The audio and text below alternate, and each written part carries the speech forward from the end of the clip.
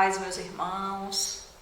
Mais uma vez estamos aqui no Centro Espírita Jesus de Nazaré, nas nossas doutrinárias virtuais, com muita honra, para trazer as nossas ponderações, materiais de estudos, de investigações, com muita honra por fazer parte dessa grande família.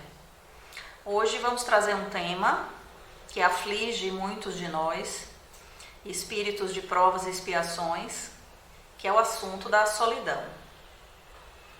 A solidão, ela traz um componente de medo, um componente, muitas vezes, de paralisia para os indivíduos, porque se acreditam nessa condição solitária, nessa condição de desamor, de falta de atenção, de falta de cuidado, quando, na verdade, a partir dos estudos e da própria fala da espiritualidade, nós reconhecemos que é justamente o contrário.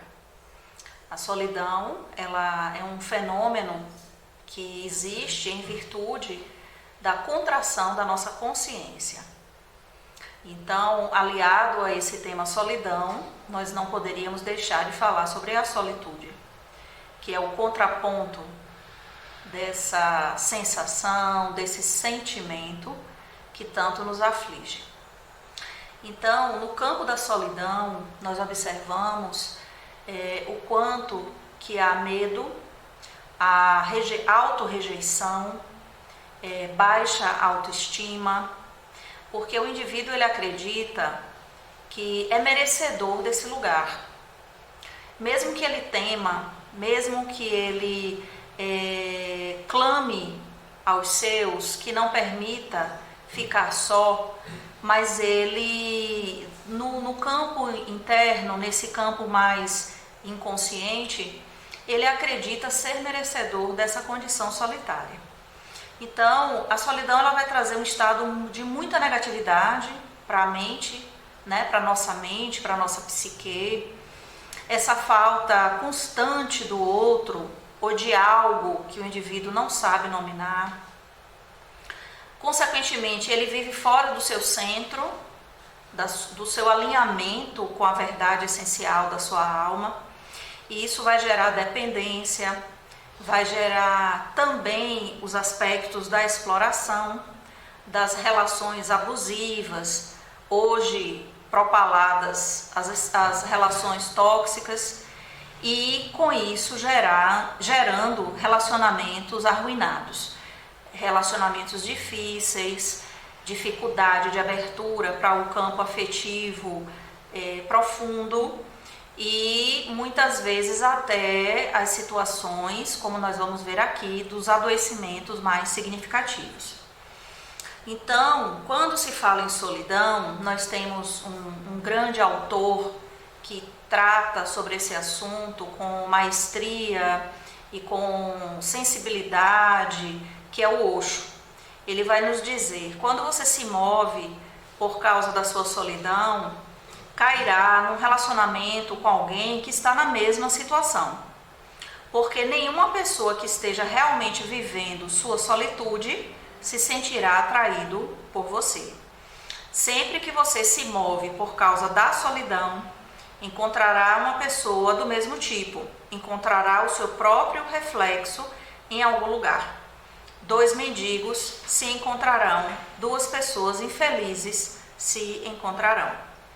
E aqui nessa imagem nós observamos o quão cruel é essa condição simbólica, psíquica que nós muitas vezes nos submetemos.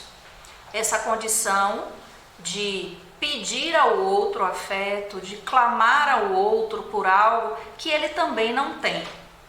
E muitas vezes, e aqui nós não estamos apenas referindo essencialmente à relação afetiva sexual, mas em todas as relações, muitas vezes o indivíduo ele vai para esse campo do relacionamento como um pedinte, como aquele em que falta algo, como aquele que precisa que o outro substitua ou preencha um lugar interno que está vazio. Isso diz respeito a dinâmicas internas, profundas, antigas, a dinâmicas familiares, onde muitas vezes esse indivíduo não encontrou nas suas referências de afeto, pai, mãe, tios, avós, a condição afetuosa, afetiva, que pudesse lhe dar segurança. Por mais que o adulto muitas vezes queira dar para essa criança essa condição de proteção, de nutrição e de olhar, de reconhecimento, muitas vezes isso não é suficiente para aquela criança. A criança faz uma interpretação equivocada da vida, ela se coloca como alguém que não é digno de ser visto, como alguém que não é digno de ser amado. Consequentemente, ele vai para esse buraco existencial, para esse lugar de falta constante. E por mais que ele busque, muitas vezes, em diversões, em drogas, em consumismo, vou comprar uma casa, vou comprar um carro, vou fazer uma viagem, nada é o suficiente para preencher esse lugar que só a ele mesmo compete, em adulto, fazê-lo. Isso vai gerar também, nas relações afetivas, a solidão a dois. Indivíduos que vivem na necessidade do outro e, por ressonância magnética, atrairão um igual, um similar, com a mesma necessidade, porque nós não podemos esquecer que vivemos num mundo vibracional, num mundo de ressonâncias. Então, eu atraio para próximo de mim o que é similar àquilo que eu estou emitindo, e esse casal que vem nessa frequência de solidão, de falta, de medo, de auto-amor rebaixado, vai gerar um relacionamento infeliz.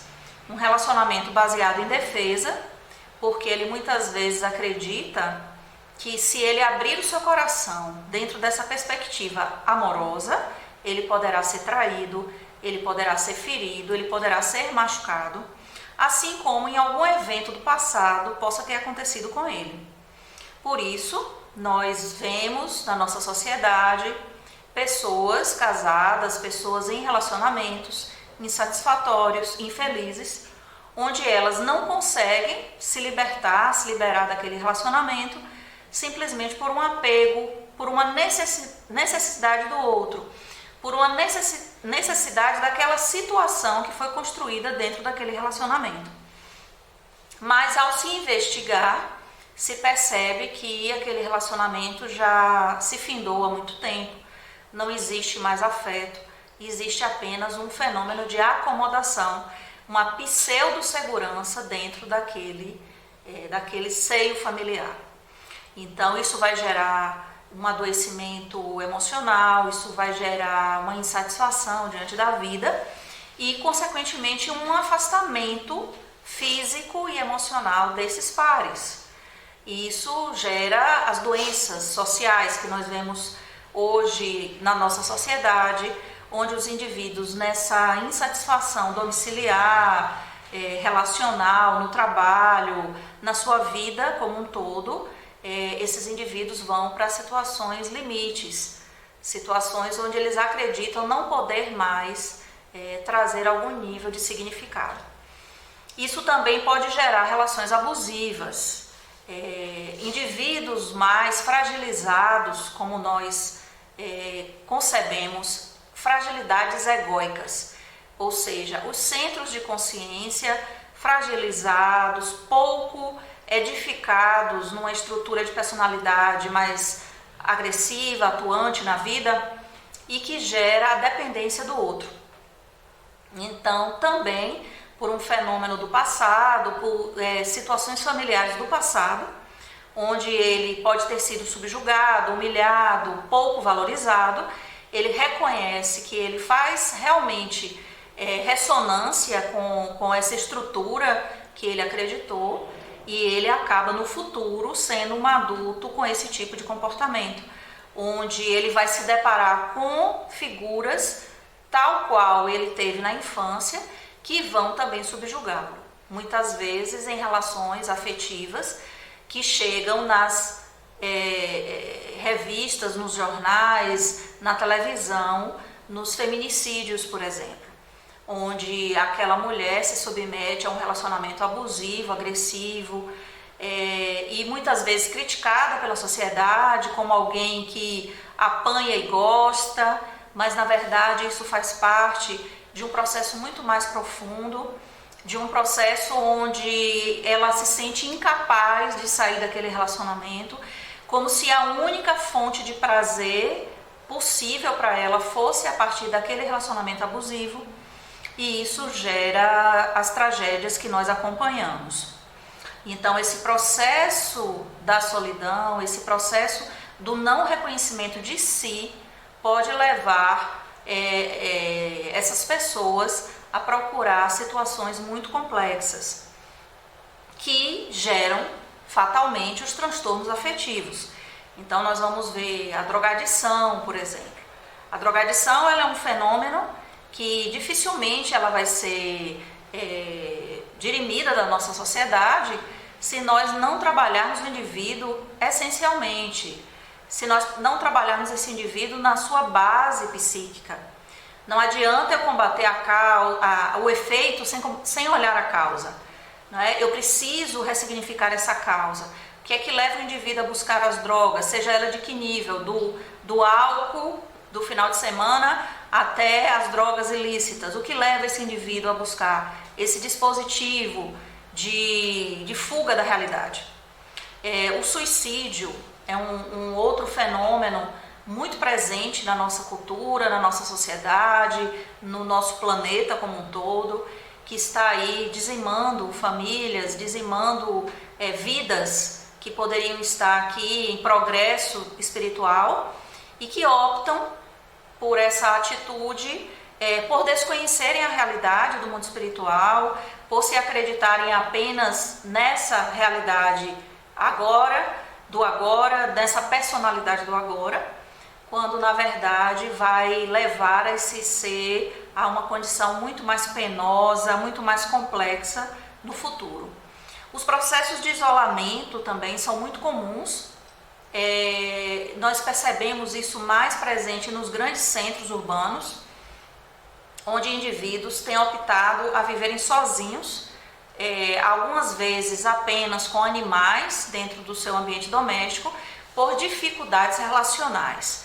Então, o medo da frustração no relacionamento, o medo do abandono no relacionamento, leva esse indivíduo a viver em isolamento. Só que nós somos seres fundamentalmente relacionais. Nós somos seres gregários, nós somos seres que precisamos do outro, porque essa relação é que nos compõe. E esse isolamento vai gerando comportamentos muito estranhos, comportamentos que levam até a patologias mentais, que também podem gerar o processo da depressão. A depressão ela é um fenômeno mundial. Há muito tempo já se diz que a depressão é a doença do século XXI e é uma doença que leva esse indivíduo a um estágio de completa apatia diante da vida, a um estágio de anedonia, que é a ausência de prazer, a ausência de sentido. Então eu prefiro me anestesiar física, psíquica e emocionalmente para não sentir a vida. E a vida ela tem aí um grande potencial para nós, né?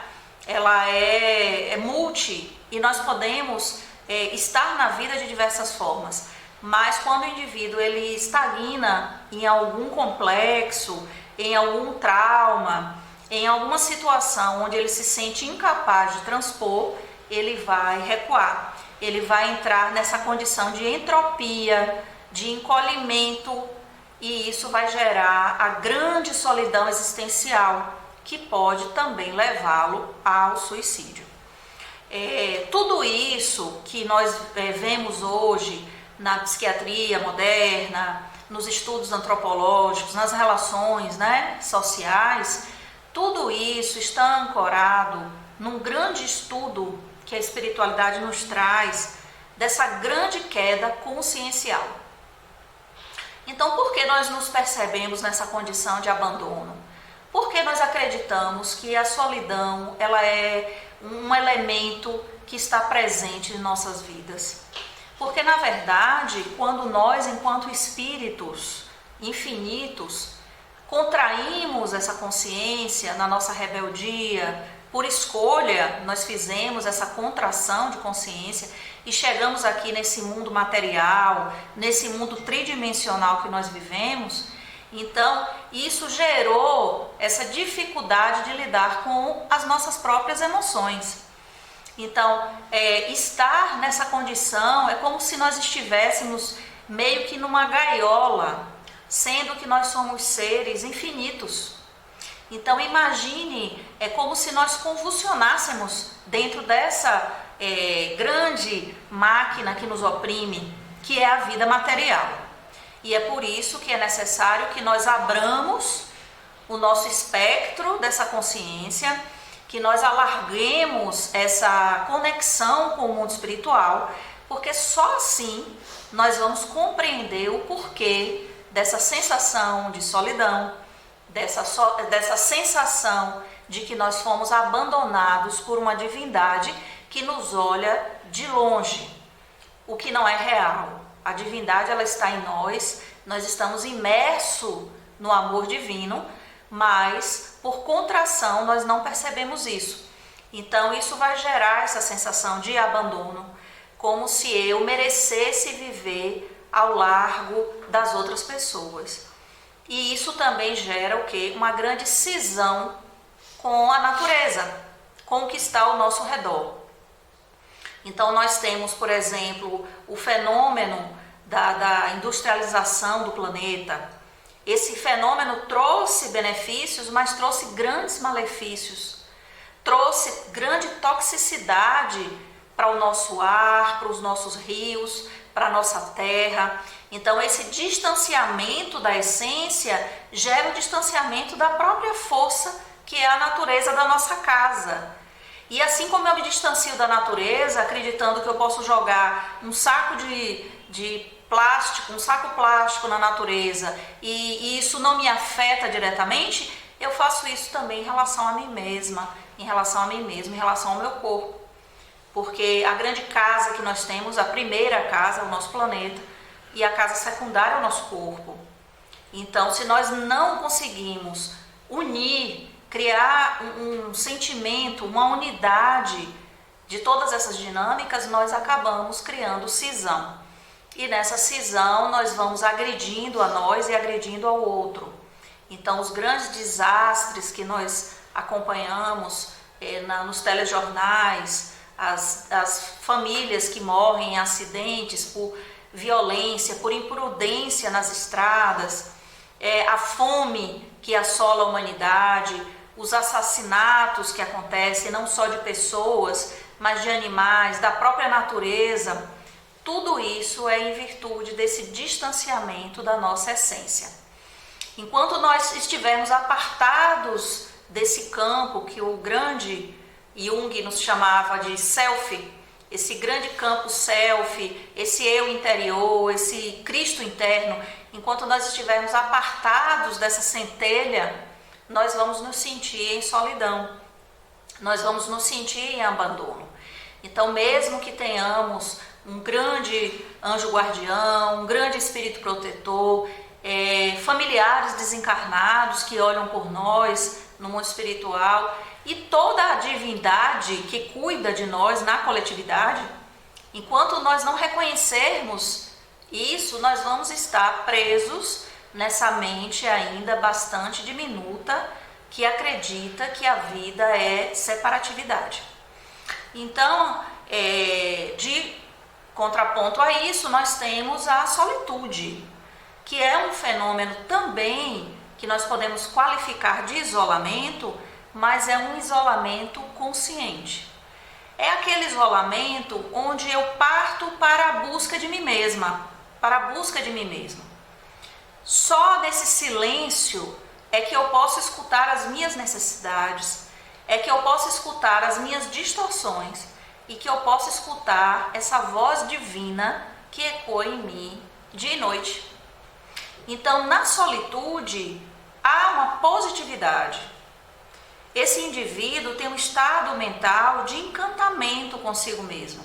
Ou seja, ele sai desse distanciamento da essência e ele começa a voltar novamente a se integrar com essa natureza espiritual, com essa essência que carrega e entender os fenômenos da vida. Então esse indivíduo ele é enraizado, ele é centrado, ele é independente. Independente no sentido de reconhecimento da sua individualidade. Porque eu só posso me reportar para o coletivo se eu me reconheço como individualidade. Porque caso contrário eu vou me perder no coletivo e não vou mais saber quem eu sou. Esse é o grande problema, muitas vezes, em indivíduos que fazem caminhadas místicas, caminhadas espirituais, sem antes se enraizar, sem antes se autoconhecer. Eles querem alcançar os céus, eles querem entrar em estados alterados de consciência, mas sem conhecer a si mesmo inicialmente. Isso gera as quebras, as cisões, as disfunções dessa realização espiritual. Então é necessário haver um enraizamento para que a independência, a autonomia, a individualidade, ela se expresse. E a partir daí eu me tornar um meio entre o divino e o material, um meio de comunicação, de trabalho, de afeto, e não mais isolado, mas nessa ponte, nessa condição ponte entre a humanidade. E aí sim eu posso estabelecer os relacionamentos verdadeiros, porque quando eu entro nesse estágio de consciência, o meu campo vibracional ele muda. Então eu tenho agora uma vibração que ressoa numa faixa mais ajustada, mais próxima com os campos da saúde espiritual e posso aí atrair para próximo de mim indivíduos que estejam na mesma qualidade de ressonância. Mas para chegar nesse lugar, né, tão almejado por todos nós, esse lugar desse amor de plenitude, desse amor de integralidade, eu vou precisar atravessar o meu deserto pessoal. Então, esse deserto, ele faz parte da nossa história de recuperação desse lugar crístico. Não à toa, o próprio Cristo, o próprio Jesus, atravessou o deserto. Paulo de Tarso atravessou o deserto. Francisco de Assis e tantos outros mestres que vieram aqui para o planeta Terra para nos mostrar os caminhos que nós devemos trilhar, eles tiveram seus desertos pessoais. Mesmo que eu não tenha, né, um deserto do Saara, mesmo que eu não tenha fisicamente um Atacama próximo a mim, mas eu tenho o meu deserto interno. Então, ir para esse lugar desértico, ou seja, esse lugar de silêncio, esse lugar onde nada existe. Eu não tenho modelos, eu não tenho parâmetros, eu tenho apenas a mim e o divino. É nesse lugar que eu preciso me reconhecer. Isso vai gerar sensação de solidão, porque muitas vezes não tem outras pessoas aí fazendo essa caminhada comigo, e quase sempre não terá. Eu terei que fazer como um salto de maioridade espiritual, como um salto de maturidade emocional, eu terei que fazer essa caminhada sozinho. Essa jornada ela é minha, individual, ela não tem ajudantes, ela não vai ter pai nem mãe para me sustentar nessa jornada. Ela é única, ela é minha, para que a partir daí eu possa recuperar essa autonomia. Aí sim eu posso me lançar verdadeiramente para os relacionamentos, porque eu não tenho mais a condição de apego aos relacionamentos. Eu vou para os relacionamentos agora numa condição de adulto que se encontra com outro adulto. E se o outro adulto em algum momento ele for embora, eu estarei bem, porque eu estarei comigo mesma. Então, a solitude é esse estágio onde se o outro estiver comigo, está tudo bem. Se o outro não estiver comigo, está tudo bem. Porque o divino está, ele não sai, Ele não me abandona jamais. Então esse grande deserto existencial, ele é necessário na vida de cada um de nós. Então, vez por outra, perceba quando você está atravessando um deserto. Aproveite essa oportunidade para integrar esse adulto espiritual que você precisa, porque só a partir daí você dá esse salto de qualidade diante da vida. Aí eu deixo a minha condição de ego, essa condição egóica, personalista, onde eu me acredito só nessa existência, nessa condição, e vou para a condição do eu divino, daquele que se reconhece universal. Então, nesse estado de solitude, a gente volta agora para o Osho, quando ele nos diz, quando dois mestres se encontram, mestres dos seus seres, de suas solitudes, a felicidade não é apenas adicionada, ela é multiplicada. Torna-se um fenômeno de celebração. E eles não se exploram, compartilham. Então, quando o indivíduo ele entra no estágio de solitude, ele não terá mais a possibilidade de viver relações exploratórias, porque ele está em conexão com o divino. E nessa conexão ele encontra indivíduos que vão compartilhar com ele. Eles não se usam um ao outro. Ao contrário, ambos tornam-se um e desfrutam a existência que os cerca. Então, o grande respeito às individualidades. O outro não é igual a mim, eu não sou igual ao outro. E essa é a grande festa da espiritualidade. Sermos únicos, sermos múltiplos, sermos diversos, cada um no seu campo de habilidades e todos compartilhando esse campo de habilidades. E aí, dentro dessa condição, nós temos que reconhecer a necessidade de voltar para o lugar de origem. É quando nós podemos ir lá na parábola do filho pródigo e nos reconhecer no lugar daquele filho que saiu da casa do pai, malbaratou o carinho, o afeto, o cuidado, foi viver uma vida exploratória, uma vida irresponsável, uma vida onde não existia sentido, porque não existia espiritualidade, existia apenas instinto, impulso, e no momento em que ele se depara com essa anedonia, com a falta de sentido, ele sente necessidade de voltar para a casa do pai. Essa é a nossa condição consciencial hoje. Os indivíduos que estão buscando os caminhos de espiritualidade, as leituras, os grupos cooperativos, são indivíduos que estão fazendo o caminho de volta para a casa do Pai, para esse lugar onde não existe solidão. Existe amor genuíno, existe afeto, existe aconchego, compaixão. Então é nesse momento em que eu volto para mim mesmo, em que eu me aproximo desse grande pai, dessa grande mãe interna que me ancora, que é a nossa origem enquanto espíritos. Aí sim há um processo de reintegração. Eu me reintegro psíquica e emocionalmente com todo o universo, com toda a minha condição infinita. E aí eu entro definitivamente na dimensão amorosa, porque só a partir do amor é que eu vou conseguir fazer esse movimento de ascese. Não há outro instrumento a não ser o amor. Esse amor que muitas vezes nós aqui, de forma primária, de forma ainda primitiva, nós tentamos lidar aqui no planeta, mas que só nessa grande caminhada desértica nós vamos alcançar.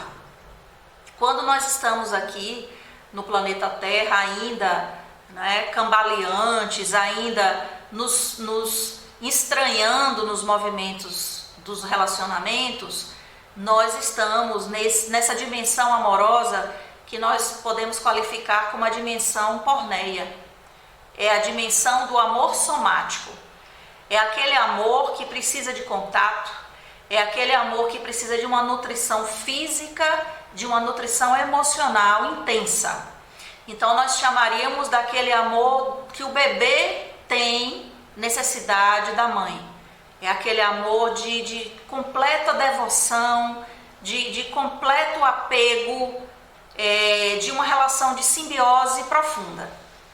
Se esse indivíduo, nessa condição, ele não teve esses dispositivos, essas informações, essa mãe muitas vezes não pôde dar a ele essa condição, ele no futuro terá grandes disfunções e distorções na sua expressão amorosa.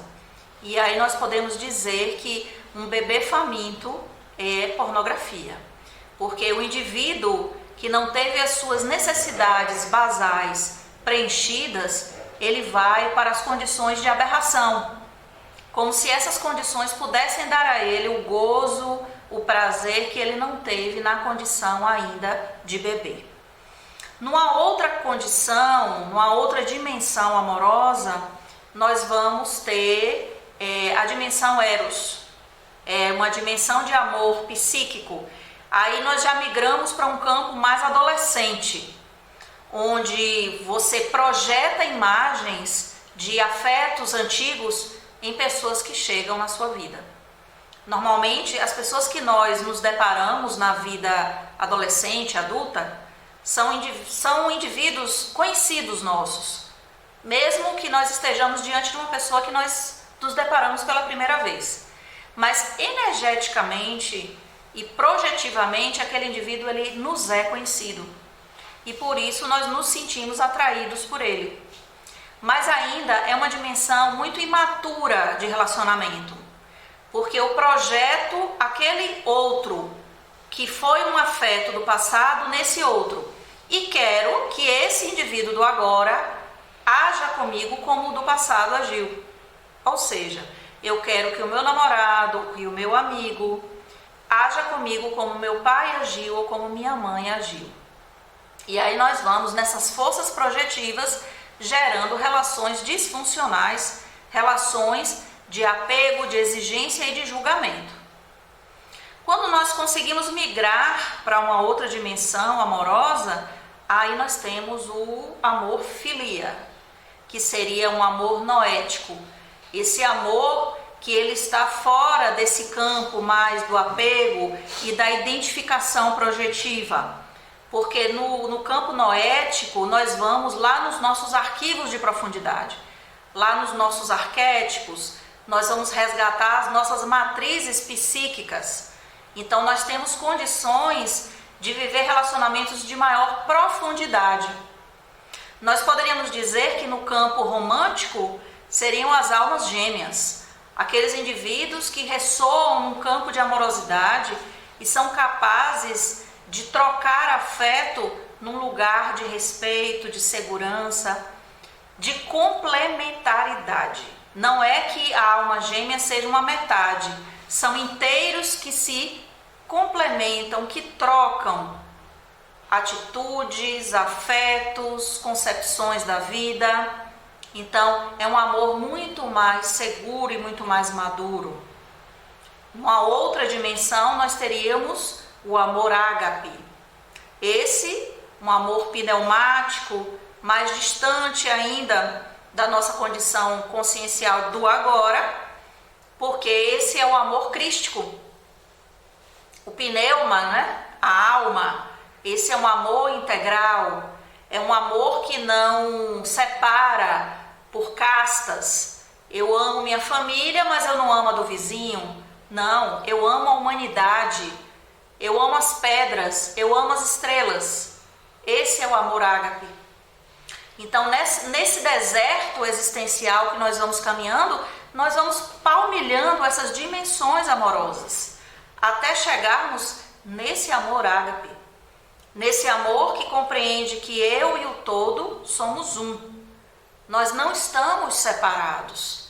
A ideia, a sensação da solidão, da separatividade, ela é completamente exterminada. Porque agora, todas as minhas relações, elas não vão se basear mais na periferia, elas não vão mais se basear na necessidade, na dependência, no apego, na carência. São relações afetuosas, são relações de alma. São relações que dizem respeito a histórias antigas, a história de resgates antigos e acima de tudo, de profundidade.